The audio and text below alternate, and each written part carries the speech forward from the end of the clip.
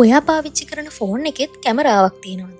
අනිවාර්යෙන්ම ඇති. ඉතින් මේ තියෙන කැමරාව පාවිච්චි කරලා ඔයා ගහන ෆොටෝස් විකුණලා ඔයගලන්ට මුදල් උපයන්න පුළුවන් කිව්වොත් ඔයාලා විශ්වාස කරනවද? ඉතින් මං අද අරන් ආව ඔයගලන්ට සුපිරි සොෆ්ට්වෙයාර් එකක්. මේ සොෆ්ට්වෙයාර් එකට ඔයගලන්ගේ ෆොටෝස් අප්ලෝඩ් කරලා ඔයගලන්ට ගොඩක් හොඳ ආදායමක් උපයන්න පුළුවන්. මේවා ලයිෆ් ටයිම් තියෙනවා මේ වෙබ්සයිට් එකේ. කියන්නේ කවදාවත් නැති වෙන්නේ නැහැ මේ ඉමේජස්. එතකොට ඕනම කාලයක් මේවා පාවිච්චි කරන්න පුළුවන්. කැමති කෙනෙක්ට කවදා හරි ඇවිල්ලා ඩවුන්ලෝඩ් කරගන්න පුළුවන්. එතකොට අපිට අමතර ආදායමක් හොයාගන්න පුළුවන්. මේක ඇත්තටම ඉන්ටර්නැෂනලි පිළිගත්ත ගොඩක් හොඳ ප්ලැට්ෆෝම් එකක්. ඒ නිසා බය වෙන්න අවශ්‍ය නැහැ. ඉතින් අපි අද කතා කරමු මේ ප්ලැට්ෆෝම් එක මොකක්ද, කොහොමද ඩවුන්ලෝඩ් කරන්නේ, ඉන්ස්ටෝල් කරන්නේ, ඊට පස්සේ කොහොමද ඔයාලගේ ෆොටෝස් අප්ලෝඩ් කරන්නේ, මොන වගේ ෆොටෝස් ඔයගලන්ට අප්ලෝඩ් කරන්න ඕනේ, ඒ වගේම මේකේ තියෙන ගයිඩ්ලයින්ස් මොනවාද කියලාත් අපි අද කතා කරමු.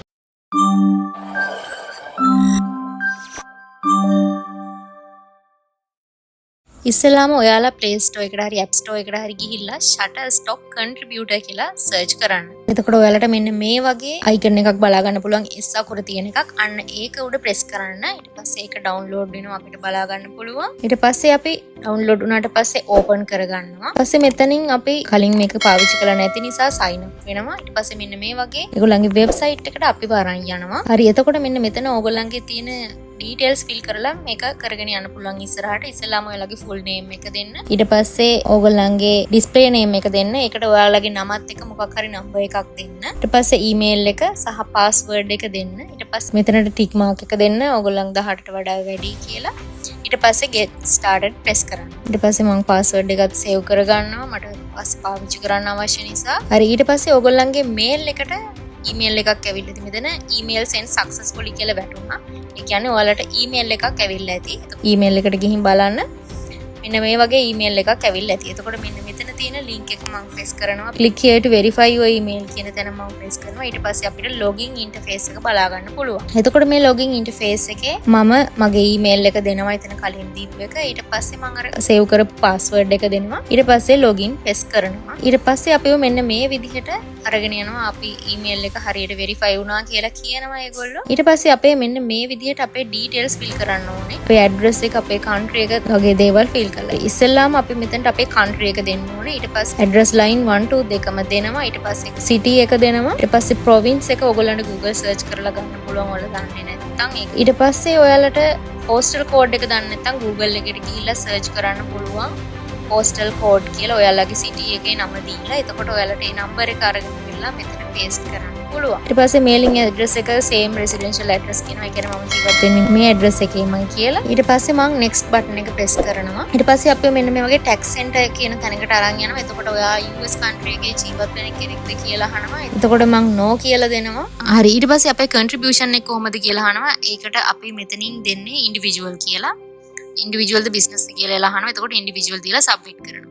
ඊට පස්සේ මෙන්න මේ වගේ interface එකකට අපි වරන් යනවා. ඔයාගේ නම හරිද කියලා මෙතනින් check කරගන්න පුළුවන්. ඊට පස්සේ ඔයාලගේ country එක ආයෙමත් select කරන්න වෙනවා. එතන ශ්‍රී ලංකා කියලා දෙන්න. ඊට පස්සේ ඔයාලගේ address එකත් මෙතන check කරගන්න පුළුවන්. ඊට පස්සේ මෙතන select කරන්න තියෙන තැන එතන මොකුත් select කරන්න අවශ්‍ය වෙන්නේ නැහැ. ඊට පස්සේ මෙතන ITIN press කරලා පල්ලෙහාට ගිහිල්ලා ඉවරලා මෙතන text box එක click කරලා ඔයාලට review and sign දෙන්න පුළුවන්. ඊට කලින් මෙතන මට date of birth එක දාන්න අමතක වෙලා තියෙනවා. එතන මම ඉස්සෙල්ලාම මගේ month එක දෙනවා. මොන මාසෙද ඉපදුනේ කියලා. ඊට පස්සේ date එක දෙනවා. ඊට පස්සේ තමයි අවුරුද්ද දෙන්නේ.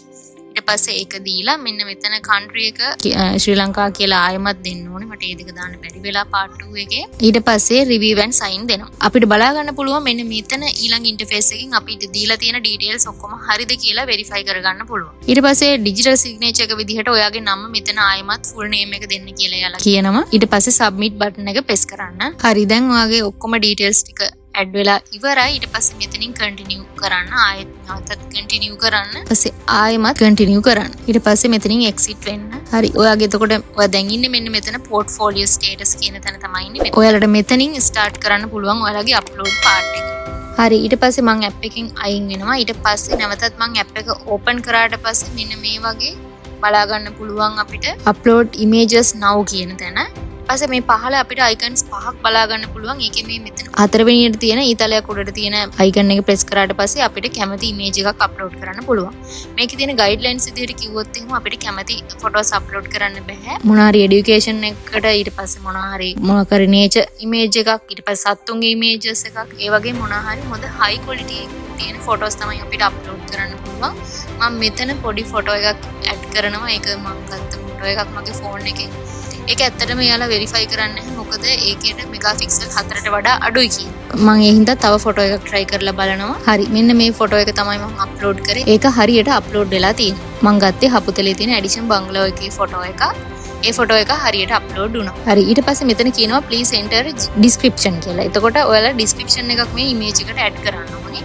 ඒකට මම ඔයාලට මෙන්න මෙතනින් අපේ description එක add කරන්න ඕනේ. keywords add කරන්න ඕනේ. categories additional information දීලා අපිට save කරන්න ඕනේ. එතකොට මේක description එකක් අපිට හදා ගන්න ඕනේනේ.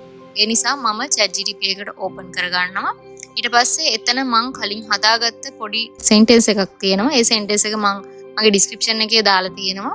first comment එකෙත් දාන්නම්. එතකොට ඔයාලට ඒක එතනින් අරන් ChatGPT එකේ paste කරන්න පුළුවන්.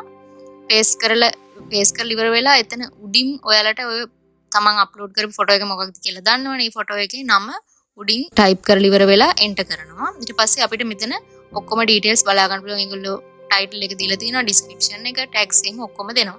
ඊට පස්සේ මම ඉස්සෙල්ලාම ඊළා description එක copy කරලා මෙතන paste කරනවා. ඊට පස්සේ keywords ටිකක් type කරනවා. ඊට පස්සේ අපි මොන category එකකටද අපේ image එක අයිති වෙන්නේ කියලා අපි බලන්න ඕනේ. එතකොට අපි මං සාමාන්‍යයෙන් මෙතනින් categories දෙකක් වගේ දෙනවා. එතකොට මං nature කියන එක දෙනවා. ඊට පස්සේ ආය holidays කියන එක දෙනවා. ඊට පස්සේ අපිට additional information වල මං major content කියන එකයි illustration කියන එකයි දෙකම දෙනවා.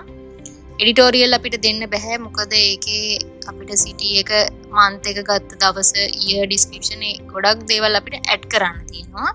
ඒ හින්දා ඒ part එකට යන්නේ නැතුව මං illustration කියන එකයි ඊට පහළ දෙන major content කියන එකටයි දෙනවා. ඊට පස්සේ add release කියන එකට මුකුත් අපිට කරන්න අවශ්‍ය වෙන්නේ නැහැ. ඊට පස්සේ මං save කරනවා. ඊට පස්සේ මෙයාලා කියනවා your media has been sent කියලා.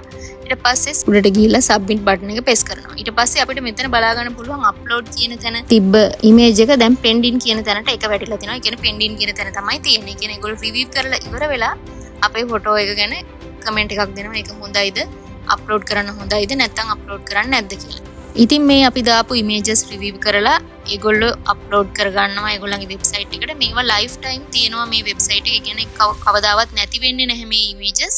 එතකොට ඕනම කාලයක් මේවා පාවිච්චි කරන්න පුළුවන්. කැමති කෙනෙක්ට කවදා හරි ඇවිල්ලා ඩවුන්ලෝඩ් කරගන්න පුළුවන්. එතකොට අපිට අමතර ආදායමක් හොයා ගන්න පුළුවන්. ඉතින් මේ වෙබ්සයිට් එකේ අපිට බලා ගන්න පුළුවන් පල්ලෙහා තියෙනවා ඩොලර් මාක් එක තියෙන තැන. අන්න එතනට ගියාට පස්සේ දැනට මගේ නම් මෙතන පෙන්වන්නේ නැහැ. මම අලුතෙන් account එකක් create කරලා තමයි ඔයගොල්ලන්ට පෙන්වන්නේ. ඒ නිසා මෙතන ඔයාලට බලා ගන්න වෙන්නේ නැහැ. මෙතන ඔයගොල්ලන්ට බලා ගන්න පුළුවන් ඔයගොල්ලන්ගේ images ටික අප්ලෝඩ් වුණාට පස්සේ ඔයගොල්ලන්ගේ account එක create කරගන්නේ කොහොමද කියලා. ඔයගොල්ලන්ගේ තියෙන bank account එකට මේක connect කරගන්නේ කොහොමද කියලා. එතකොට ඔයගොල්ලෝ සාමාන්‍යයෙන් කරන්න ඕනේ Payne account එකක් අලුතෙන් හදාගන්න. එකක් හදාගන්න එක තමයි දැනට ලංකාවේ තියෙන ගොඩක් හොඳ standard එකකට දැනට තියෙන්නේ. ඒ නිසා Payne account එකක් හදාගන්න. Payne account එකක් හදලා ඉවර වෙලා ඔයගොල්ලන්ගේ account එකට දාගන්න පුළුවන්. මේකේ ඕගොල්ලන්ට withdraw කරගන්න පුළුවන් අවම මුදල තමයි $25. $25ක් වෙනකන් ඕගොල්ලන්ගේ images ටික කවුරු හරි අප්ලෝඩ් කරනවා නම් $25ක් වෙනකන් earnings තියෙනවනේ. එහෙම වුණොත් තමයි ඔයාලට withdraw කරගන්න පුළුවන්. එතකොට තව දෙයක් මම මතක් කරනවා මේකේ අනිවාර්යයෙන්ම ඕගොල්ලෝ දවසට ඕගොල්ලෝ අනිවාර්යයෙන්ම photos 10ක්වත් අප්ලෝඩ් කරන්න ඕනේ. හොඳ quality images pixel 4ට වඩා වැඩි images තමයි අප්ලෝඩ් කරන්න ඕනේ. මාසයක් යනකොට 300ක් images ඕගොල්ලන්ගේ Shutterstock account එකේ අප්ලෝඩ් වෙලා තියෙනවා. එතකොට ඒවා කවුරු හරි ඩවුන්ලෝඩ් කරා. එතකොට ඔයගලන්ට earning එකක් ගන්න පුළුවන්. ඉතින් අද වීඩියෝ එක ගැන ඔයාලා මොකද හිතන්නේ? පාලින් කමෙන්ට් එකක් දාගෙන යන්න. ඉතින් මේ වගේ වීඩියෝ එකකින් තවත් දවසක හම්බ වෙනකන් හැමෝටම සුබ දවසක්.